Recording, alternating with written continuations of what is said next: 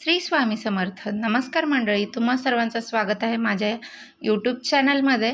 तर आजचा दिवस तुम्हाला खूप छान सुखाचा आनंदाचा जावो हीच स्वामीचरणी प्रार्थना करते आणि आज या नवीन व्हिडिओला सुरुवात करते। आज आहे 17 सप्टेंबर वार मंगळवार आणि या दिवशी अनंत चतुर्दशी आलेली आहे। त्याचबरोबर या अनंत चतुर्दशीच्या दिवशी भाद्रपद पौर्णिमेचा प्रारंभसुद्धा होणार आहे। तर या पौर्णिमेचा प्रारंभ 11:44 होणार आहे आणि समाप्ती ही 18 सप्टेंबरला सकाळी 8:01 होणार आहे।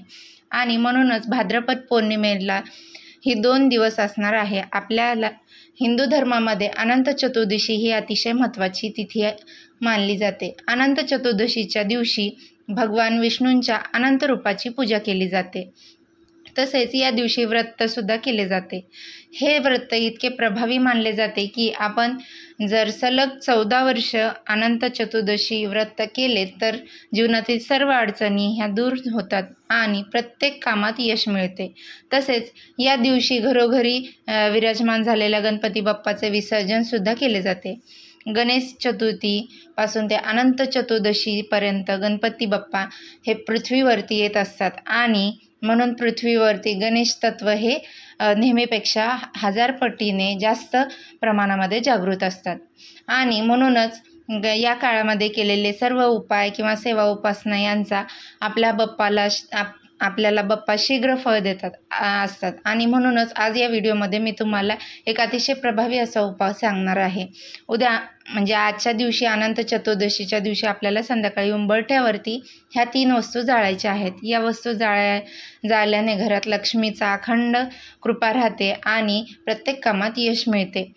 घरातली इडापिडा नकारात्मकता अडचणी दारिद्र्य नष्ट होऊन कुटुंबाची भरभरून प्रगती होऊन असा अतिशय प्रभावी उपाय आज या व्हिडिओमध्ये मी तुम्हाला सांगणार आहे। तर जास्तीत जास्त लोकांपर्यंत हा व्हिडिओ शेअर करा आणि स्किप न करता शेवटपर्यंत पहा व चॅनलवरती नवीन असाल तर चॅनलला लगेचच सबस्क्राईब करा। असेच माहितीपूर्ण नवीन व्हिडिओ पाहण्यासाठी बेल आयकॉनला प्रेस करा, म्हणजे जेव्हा कधी मी नवीन व्हिडिओ अपलोड करेल त्याची नोटिफिकेशन सर्वात प्रथम तुम्हाला येईल आणि तुम्ही एक पण व्हिडिओ मिस करणार नाही। तर पहा, मी तुम्हाला जो उपाय सांगणार आहे तर हा उपाय आपल्याला उद्या म्हणजे आजच्या संध्याकाळी करायचा आहे। संध्याकाळी तुम्ही 6 नंतर रात्री 12 वाजेपर्यंत हा उपाय कधीही करू शकता। तसेच जर तुम्हाला शक्य असेल तर हा उपाय तुम्ही सायंकाळी 6 ते 9 या वेळेमध्ये सुद्धा करू शकता। ही वेळ हा उपाय करण्यासाठी अतिशय महत्त्वाची आहे आणि शुभ मानली जाते, कारण ही तिन्ही सांजेची वेळ आहे। या वेळेला आपल्याला घरामध्ये लक्ष्मी येत असते। पौर्णिमेच्या दिवशी माता लक्ष्मी ही जागृत रूपात पृथ्वीवरती येत असते आणि जेव्हा लक्ष्मीला प्रसन्न करण्यासाठी आपण काही उपाय करतो तेव्हा लक्ष्मी आपल्या घराकडे आकर्षित होत असते। आणि म्हणूनच तुम्हाला शक्य असेल तर 6 ते 9 या वेळेमध्ये हा उपाय करण्याचा जास्तीत जास्त प्रयत्न करा। परंतु ज्यांना काही कामं असेल ते या वेळेमध्ये घरी नसतील तर अशांनी 6 वाजल्यापासून ते रात्री 12 वाजेपर्यंत हा उपाय केला तरीही चालेल, कारण पौर्णिमा तिथी ही 2 दिवस असणार आहे। तसेच हा उपाय आपल्याला घरामध्ये केल्याने याचं कुठलं फळ आपल्याला प्राप्त होतं, जर आपल्याला कुटुंबामध्ये कुठलीही शुभ कार्य हे घडत नसेल, कुटुंबामधल्या व्यक्तींना कुठल्याही कामामध्ये यश मिळत नसेल, तर प्रत्येक कामामध्ये अपयश येत असेल, त्याचबरोबर जर घरामध्ये सतत वाद विवाद कलह भांडण होत असेल, एकमेकांचं पटत नसेल, अगदी कुटुंब मधलेच एक व्यक्ती एकमेकांचे दुश्मन बनले असतील, तर त्या घरामध्ये कधीही लक्ष्मी प्रवेश करत नाही। त्या घरामध्ये कधीही लक्ष्मी ही स्थिर राहत नाही। जरी तुम्ही कितीही कष्ट केले आणि कितीही मेहनत केली आणि तुमच्या घरामध्ये कितीही पैसा आला तरी तो तुमच्या घरामध्ये कितीही स्थिर राहत नाही। ज्या दिवशी घरामध्ये नेहमी सुख शांती समृद्धी असते, शांतता असते, तिथेच लक्ष्मी ही प्रवेश करत असते। आणि म्हणूनच घरातल्या सगळ्या अडचणी दूर होण्यासाठी हा उपाय विशेष तिथीवरती करायला खूप महत्त्व दिलं जातं। तर तसेच जर घरामध्ये दोष असेल, नकारात्मकता असेल, काही इडापिडा असेल तर आपल्याला घराची कधीही प्रगती होत नाही। आपल्या घरातल्या मुलांची प्रगती होत नाही, कुटुंबाची प्रगती होत नाही, सतत प्रगतीमध्ये अडथळे येत असतात। घरातली गरिबी आणि दारिद्र्य ही संपायचं नाव घेत नाही आणि म्हणूनच आपल्याला हा उपाय जो आहे तर तो आज संध्याकाळी करायचा आहे। उपाय करण्यासाठी तुम्हाला एक मातीची पंती घ्यायची आहे किंवा कापूर जाळायला भांडं, तुम्हाला जे कापूर जाळतात ते भांडं घ्यायचं आहे आणि कापूर जाळायच्या भांड्यामध्ये आपल्याला थोडंसं तांदूळ टाकायचे आहेत। अगदी थोडेसे तांदूळ तुम्ही टाकले तरीसुद्धा चालेल आणि या तांदळावरती आपल्याला 14 लवंगा ठेवायच्या आहेत। या दिवशी अनंत चतुर्दशी आहे आणि अनंत चतुर्दशीच्या दिवशी 14 या संख्येला अनन्यसाधारण महत्त्व आहे। अनंत चतुर्दशीच्या दिवशी भगवान विष्णूंना 14 पदार्थांचा भोग दाखवला जातो, म्हणजेच 14 प्रकारचे नैवेद्य दाखवले जातात।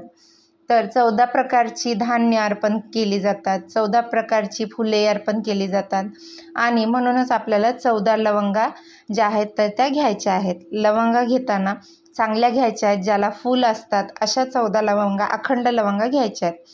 आणि यासोबतच तुम्हाला 5 कापराच्या वड्या घ्यायच्या आहेत। भीमसेनी कापूर असेल तर अतिशय उत्तम, तुम्हाला भीमसेनी कापराच्या वड्या घ्यायच्या आहेत। भीमसेनी कापूर नसेल तर जो तुमच्याकडे कापूर आहे तर तो तुम्हाला घ्यायचा आहे।